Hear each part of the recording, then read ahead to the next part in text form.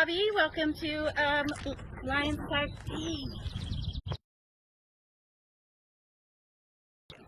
Oh, now it's turned around. Let me do that again.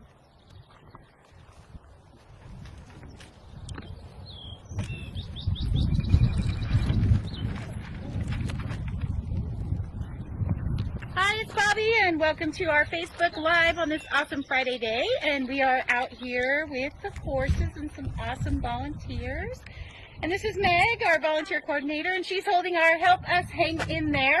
And you can help us to hang in there by texting 71777. Just text LTB for Lion, Tiger, Bear to help us hang in there. And that helps us to get through this pandemic and take care of the animals the awesome way that we do here at Lions, Tigers, and Bears. So today we have some of the most dedicated volunteers here at Lions, Tigers, and Bears. They're all trained to do the livestock here with us, as well as many other jobs. Susan has been a dedicated volunteer at LTB for 8 months now, and she has dedicated over 100 hours of volunteer service. She's a retired teacher from Cajon Valley School District, and she's always had a strong passion for animals and animal welfare. She has raised and trained dogs and has 5 Australian Shepherds, 4 horses, and 2 goats. And of course, she helps with our Tuesday diet prep, and she is a knowledgeable, super knowledgeable addition to our team. So we already got lots of people watching. Heather is watching, and Cindy is watching. And then we have Jessie, Susan's daughter, who's a graduate of Cal Poly San Luis Obispo, here with us today. She has a degree in animal science, and in the past, Jessie has taught kids from inner city Los Angeles how to ride horses at a summer camp in Wyoming. She has led guided trail rides in the Bridger Teton Wilderness, one of my favorite places ever. And she's helped run 2 dog train to find illegal drugs and weapons, and she started volunteering just last month and has become such a leader and dedicated part of our volunteer team. So they're here with Dusty and Chaos is also Dana. And Dana was born and raised right here in East County, graduated from SDSU with a degree in accounting. She was a CPA for many years, but her true passion has always been animals. Dana owns and cares for 8 horses. She has followed LTB for many years and finally had the time to start volunteering with us just 4 months ago. And since then, Dana has dedicated over 80 hours of service. She helps our keepers every week caring for these horses and brings much knowledge and passion to the lifetime commitment of care that we have here at Lions, Tigers, and Bears. And a lot of people don't know. They think we just rescue lions, tigers, and bears, but we do obviously rescue horses. We have some goats, llamas, mini horse, mini donkey, macaw. But for now, I'm going to turn it over to the volunteers and let them tell you a little bit about Chaos, Dusty, and Crash. Okay. Dusty, right over here with Jessie, is a quarter horse. She was born in 2001 and was acquired here at Lions, Tigers, and Bears at 2004. She is Bobby's personal horse. Next we have Chaos. We'll go ahead and do Chaos right here. He's a Morgan horse. He was born in 2001 and acquired in 2008 through the help of Dr. Garfinkel. And then over here we have Crash. He is a gelding. And just so you know, geldings are males who are no longer intact. He is a Tennessee Walker. He was born in 1998 and acquired through Dr. Garfinkel in 2005. And he is the senior horse here, and he has a special senior diet that he receives in the morning to help maintain his nutrient needs.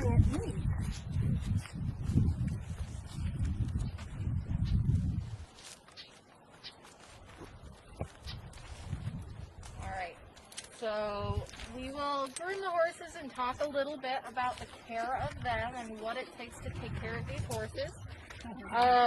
Every horse is a little bit different. I'm just going to put these down right here. So every horse is a little bit different depending on how old they are and what breed they are.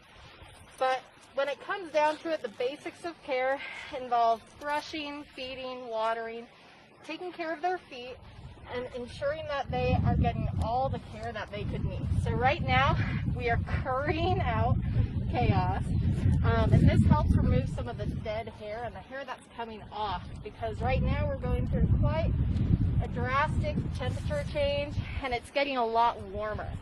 So right now we're getting rid of some of this hair that's coming off, and it's a really enjoyable process because it gets rid of some of the itches that they have, and it helps to loosen up a lot of the hair and some of the skin and dust. So once you curry, you use a softer brush, and it helps to remove all the hair that you've kind of brought to the surface, and it allows them to lose their fluffy winter coat and get a sleek summer coat to help them regulate their body temperature a little bit better. So we do this on each side along their neck, and we just make sure that they are being as well taken care of as they could. So we repeat the process on this side. And so Chaos is considered a dark bay or a dark brown horse. So that means that his coat color is brown. He's a really dark brown. But in the sun you can see it, and he has little spots on him called dapples. And the part of being bay also includes him having a black mane and tail. So that means that he's a different color than Dusty. Dusty is considered a sorrel and a chestnut, and that means she's kind of reddish brown, and she has a matching mane and tail. So once they're all brushed, we move on to one of the more important parts of caring for them. So that is the hoof care. So this is a hoof pick. It isn't sharp. It's just used to clean out the foot, because a horse's foot is just like a person's nail. So it keeps growing all throughout their life, and it allows them, they're able to walk, they're able to move around, and they're able to get around safely. So when we go to clean hooves, we reach down here, we kind of lean up against them, and we ask them to pick up their hooves. And so in the hoof, you can see there's different parts of the hoof. This is the frog, and it acts as a cushion. And when they walk, this part absorbs a lot of the pressure. Out on the exterior is what's called the hoof wall, and it also absorbs a lot of pressure and impact. And this is the sole of the foot. All of these things grow every single day, every single month. Every horse gets their feet trimmed. Some horses get them trimmed every 6 weeks. Some horses get them trimmed every 8 weeks. It all just depends on how fast their feet grow out. And it maintains that they're kept healthy, safe, and it makes sure that you notice any changes. So we go around and we check all 4 of their feet.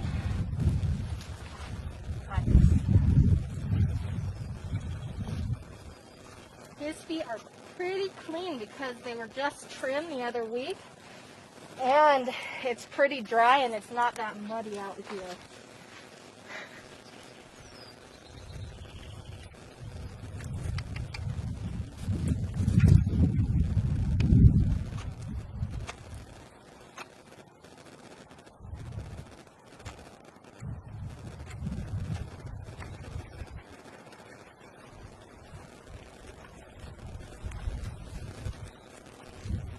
While she's trimming the feet, Donna was asking if any of the horses here at the sanctuary are ridden. None of them are ridden. Chaos here was retired Kid Joe horse.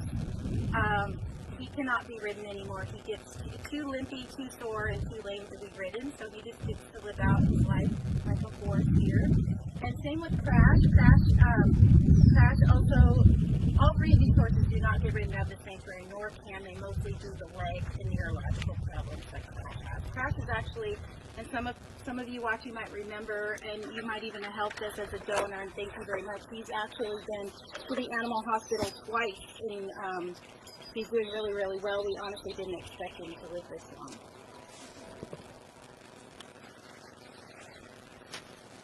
All right, so next we're just going to brush out any knots or tangles that they have in their mane. You use a brush. It's kind of similar to a hairbrush. Sometimes they have longer spines. And you start from the base and you move your way up. And you do that with both the mane and the tail. Both the mane and the tail help keep flies away from the horse's face, their eyes, because their skin is very sensitive and they're able to feel a small fly even if it lands right here. And sometimes you can see them shiver their skin, and that's just to help get rid of any flies that they feel. And that's why he's kind of shaking his head and flicking his tail around. There's a lot of flies out here, and we'll put fly spray on these horses.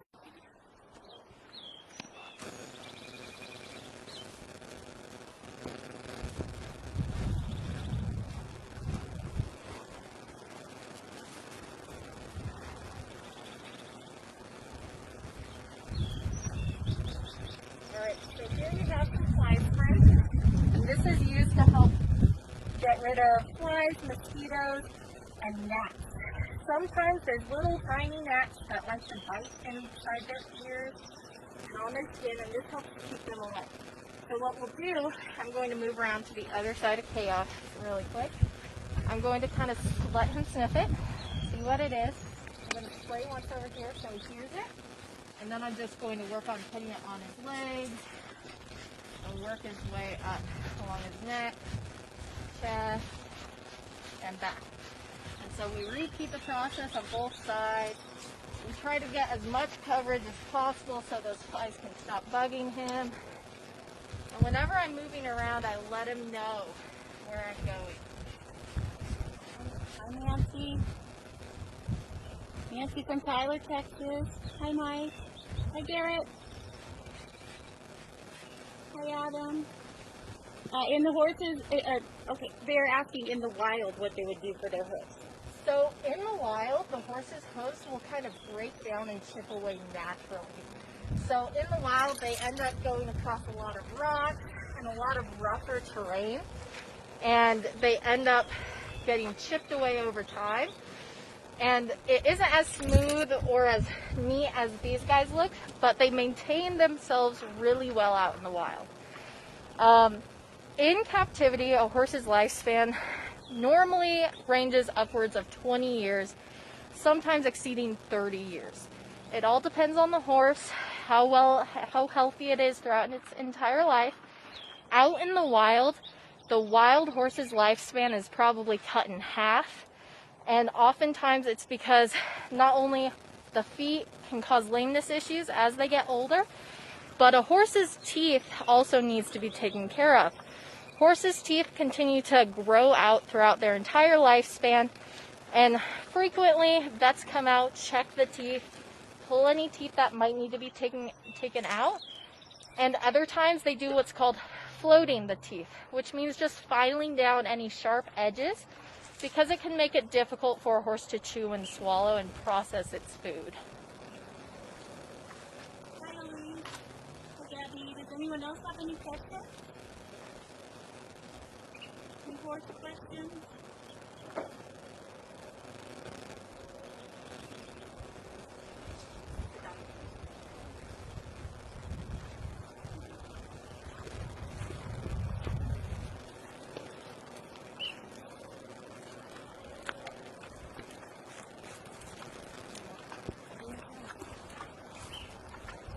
So this is Dusty here. So all our horses eat different diets. Dusty right now is munching on some alfalfa pellets. Alfalfa pellets are high in protein, they're green in color, and they're made from alfalfa hay. So alfalfa hay is just one of many different kinds of hay. Well, Sarah wants to know where the horses live. She's 5.5 and says she wants to go see the horses someday.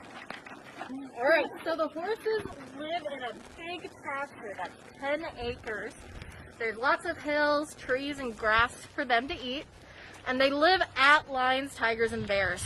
And it allows them to have lots of space to stretch their legs and keep themselves healthy, and also allows for them to have the same kind of natural eating patterns that they do out in the wild, where they're grazing off of things that are on the ground and are in trees. So why do horses love apples? Would they eat them in the wild? So that's a great question. If there were apple trees in the wild, they probably would. Apples are a really sweet snack, and it allows the horses to replenish a lot of nutrients and calories, and they just taste good to them.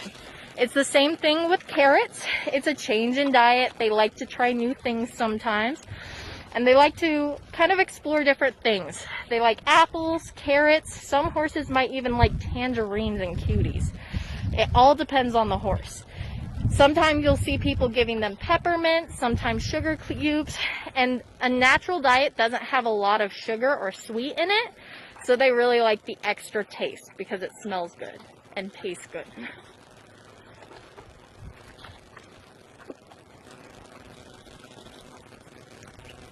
All right, so this is Crash. So Crash is a little bit older, so his diet is a little bit different than the others. He needs some more nutrients because as they get older, they don't really process food as well as they once did, and it takes a little bit to keep them healthy. Hi, Stacy. So Crash gets a special senior diet, which allows them to have a little bit extra calories, protein, and anything else they would need. All of these horses are given a supplement to help keep flies away, and an extra supplement to provide any vitamins, nutrients, minerals that they might be missing in their regular diet. These horses eat something called Bermuda hay. It isn't really high in protein or anything, but it's a really good forage to help work their teeth, while the alfalfa provides a lot of extra protein. So all of the horses get some Bermuda and alfalfa, and then they get some extra supplements in grain. So they get something called Strategy that allows them to have extra calories, and Crash gets a lot of it because he's deserved it with his life.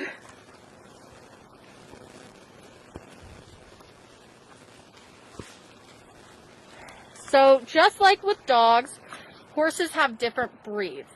You might notice that there's Siberian Huskies, German Shepherds, Pomeranians, and Chihuahuas. Just like with dogs, horses have different breeds. And with those breeds come different traits and different styles. So Chaos, hanging out on the left of the screen, is what's called a Morgan horse.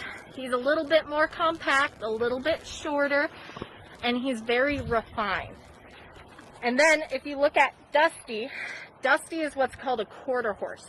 Those are kind of the horses you see in a lot of the old cowboy movies, and they're used typically for a lot of cattle work, ranch horse, and they're called quarter horses because at one point in time they were used to race quarter-mile stretches.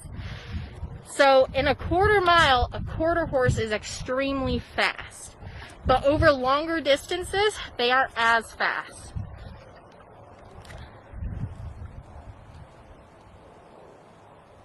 Donna is asking if you have particular criteria for accepting horses at LTD. I can imagine that there are a lot of unwanted horses. We do, and we take it case by case, Donna, and right now we don't have room for horse. We do have room for mini horse, mini donkey, goat, and llama. All right, so the quarter horses are good for running short quarter-mile stretches and short bursts of distances. Some of you probably have seen horse races with thoroughbreds, and those horses are more geared towards long distance, running quite a bit further than a quarter mile for long stretches of time at fast speeds. Lastly, over here we have Crash. Crash is a Tennessee Walker horse.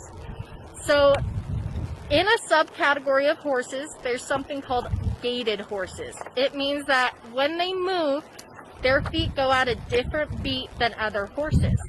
So a Tennessee Walker, as the name suggests, when he moves into a fast-paced walk, he can go almost as fast as a normal horse's trot or canter. And it can be for long, extended periods of time. There's also different kind of